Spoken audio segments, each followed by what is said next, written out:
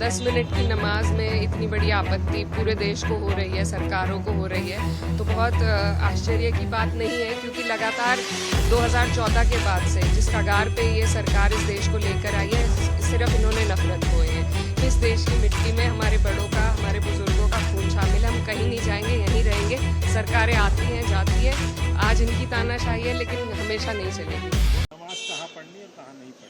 जी हाँ, 10 मिनट की नमाज में इतनी बड़ी आपत्ति पूरे देश को हो रही है, सरकारों को हो रही है, तो बहुत आश्चर्य की बात नहीं है, क्योंकि लगातार 2014 के बाद से जिस कगार पे ये सरकार इस देश को लेकर आई है, सिर्फ इन्होंने नफरत बोए हैं।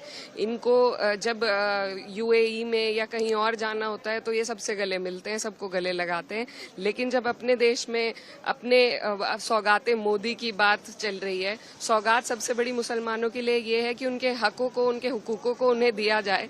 लगातार छीनने का काम जो हो रहा है, चाहे कहीं सर्वे करा के हो, वक्फ का बिल ला के हो, आज नमाज रोक रहे हैं, कल पता नहीं क्या करना चाहते हैं, लेकिन हम इस देश की मिट्टी में हमारे बड़ों का, हमारे बुजुर्गों का खून शामिल है। हम कहीं नहीं जाएंगे, यहीं रहेंगे। सरकारें आती हैं, जाती हैं। आज इनकी तानाशाही है, लेकिन हमेशा नहीं चलेगी। वक्त को लेकर बात हो रही है कि लाया जाएगा।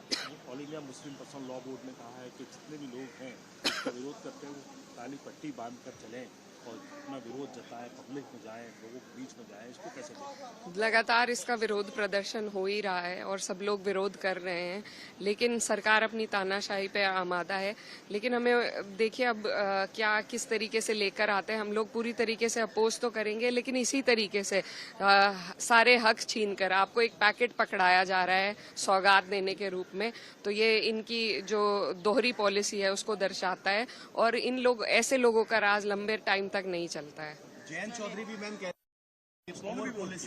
देखिए, जो भी आदमी जो हिंदुस्तान की भावना को, संविधान की भावना को अपने दिल में लेकर चलता है, वो समझता है कि ये गलत है। और मुझे खुशी है कि कुछ लोग जो सरकार के साथ जुड़े हुए हैं, वो इतनी समझ रख रहे हैं कि वो आगे आकर इन सब चीजों के खिलाफ बोल रहे हैं। और उम्मीद यही है कि सरकारें समझेंगी और इस तरीके के जो फरमान है तानाशाही के, उनको वापस लेंगी।